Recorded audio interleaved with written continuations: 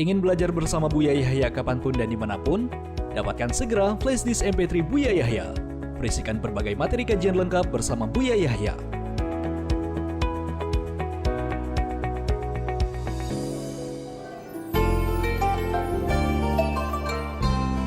Assalamualaikum. Assalamualaikum. Waalaikumsalam warahmatullahi wabarakatuh. Baik, dengan siapa di mana? Dengan hamba Allah di Sulawesi Selatan. Dengan hamba Allah di Sulawesi Selatan. Baik, kita berselawat terlebih dahulu. Allahumma sholli ala Sayyidina Muhammad.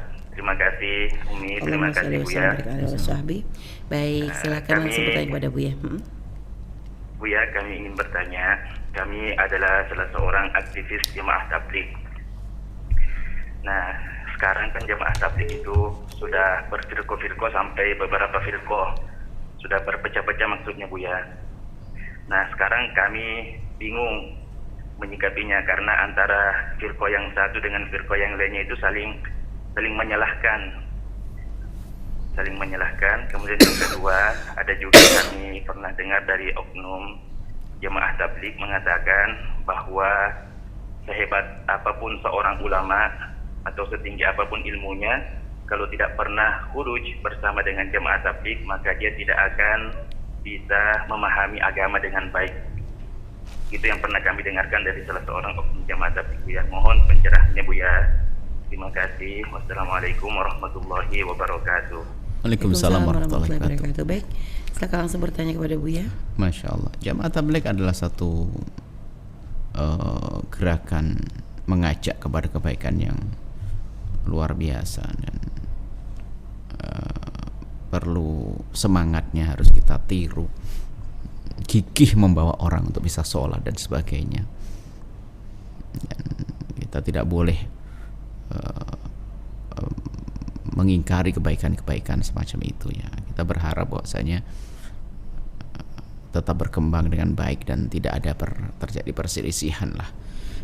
Apalagi sampai berfirqah-firqah. Kami juga mendengar yang demikian itu akan, tapi harapan kami adalah semuanya adalah bisa saling berdamai, bukan menjadi firqah lah, hanya berbeda. Mungkin seharusnya diyakini bahwasanya sumbernya satu lah. Jangan sampai seperti itu. Mungkin nasihat kepada jamaah tabligh semuanya, singkirkan hawa nafsu agar jamaah tabligh terus menyala, terus berkibar dengan baik lah.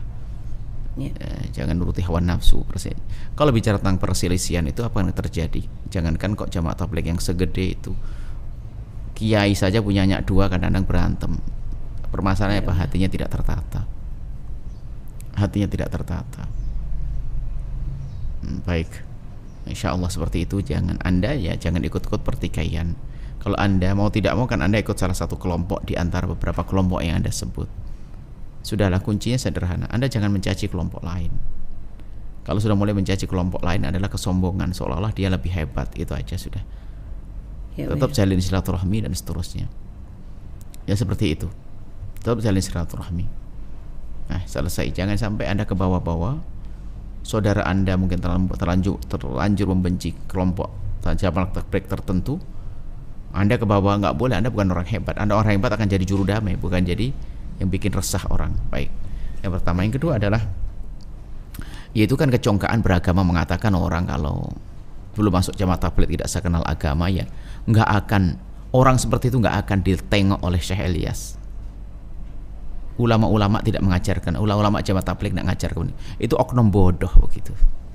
Iya, Bahkan bisa kita katakan gila. Jangan mencoreng jamaah tabligh dengan gaya-gaya semacam itu. Kalau Anda ketemu orang itu pencoreng jamaah tabligh. Jamaah tabligh tidak mengajarkan begitu. Itu kalau yang benar nggak ngajarkan itu pasti itu oknum-oknum bodoh itu. Itu namanya apa? Namanya orang ada ujub. Ujub ada sifatnya pribadi, ada sifatnya kolektif, ada kelompok. Merasa ini yang nggak bisa ikut, enggak.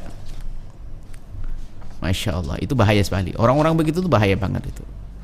Belum apa-apa sudah masuk ta'assub. Tidak, ya sampaikan itu adalah perusak jamaah tabligh. Buang aja orang-orang yang suka ngomong semacam itu. Itu bahaya sekali.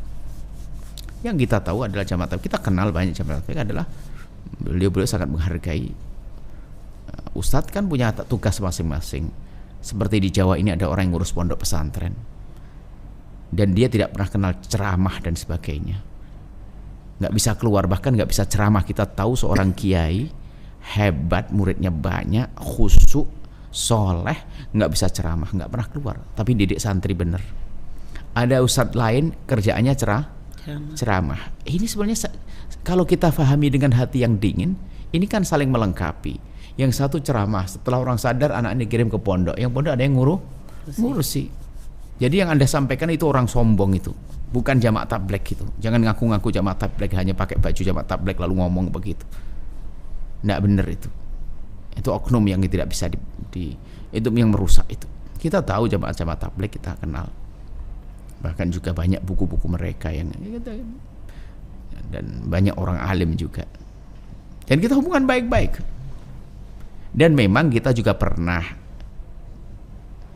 suatu ketika, ini sebuah kisah aja ya.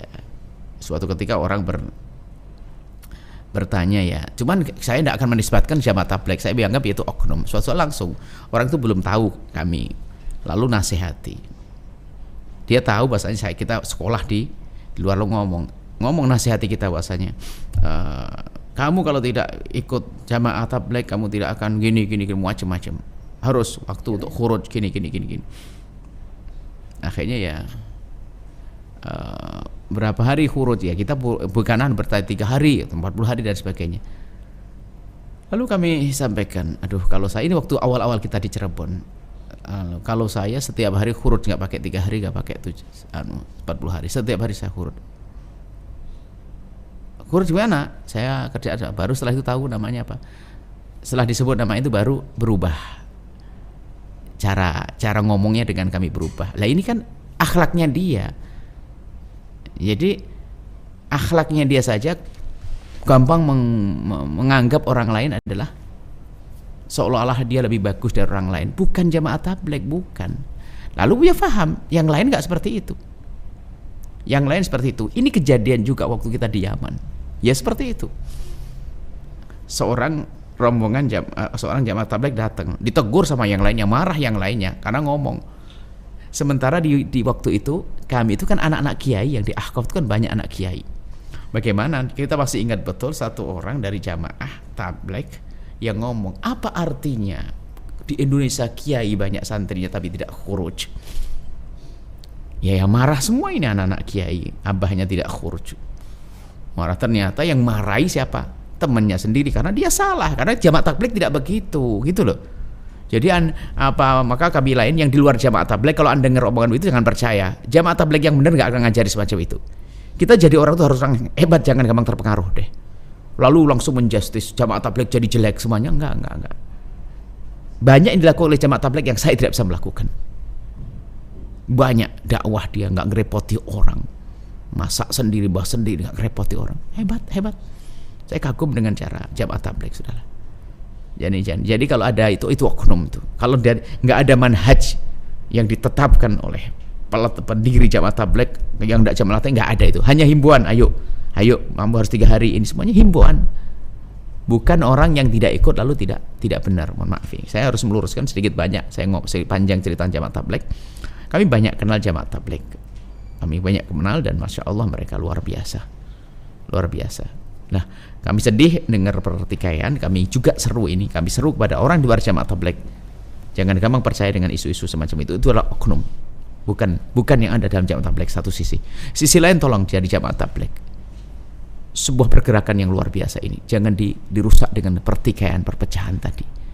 Ayo semuanya tata hati agar semakin berjaya, saling mencintai. Orang hebat tuh nggak bisa difitnah. Orang yang gampang kena fitnah adalah karena kebodohan kita. Apalagi satu keluarga sama-sama tabligh, jangan mudah diadu domba. Kalaupun ternyata ada kisah diadu domba, ya kan? Kisah pertikaian, nggak boleh kisah pertikaian kita lanjutkan dengan pertikaian, tapi kita lanjutkan dengan damai. Sama-sama jamaah tabligh ibaratnya. Jangankan cuma itu, sama-sama kaum muslimin saja hendaknya kita jangan bertikai. Itu saja nasihat kami untuk jamaah tabligh, yang kami ucapkan terima kasih kepada mereka-mereka yang bisa dakwah masuk wilayah, ngajak sholat. Sampai ada satu kampung-kampungnya masya Allah islami banget gitu. Seperti yang ada di Jawa Timur, itu luar biasa.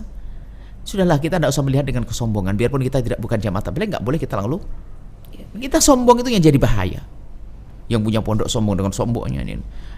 Di lapangan yang suka ceramah keluar di lapangan jelekkan. Kiai di rumah di pondok tok yang diajari hanya santri yang mau belajar. Yang di luar bagaimana nggak diperhatikan. Akhirnya menganggap dia yang dakwah di luar sudah hebat. Ternyata sang kiai di rumah pun juga karena ada kebencian, dengki kepada penceramah yang masyhur itu. Ngaji aja dibawa ke lapangan. Ngaji yang benar ya di pondok nih. Semuanya kan kesombongan. Kalau orang sombong nggak ada baiknya sudah. Apakah jamaah tabligh atau yang lainnya sama. Kesombongan itu dengan iblis. Semoga Allah menjaga pergerakan jamaah tabligh ini bisa semakin berjaya. Karena secara akidah, secara manhaj mereka adalah bermadhab juga. Akidahnya adalah ahli sunnah wal jamaah, adalah maturidiyah, asy'ariyah dan sebagainya, adalah sesuatu yang perlu dibanggakan. Ini saja.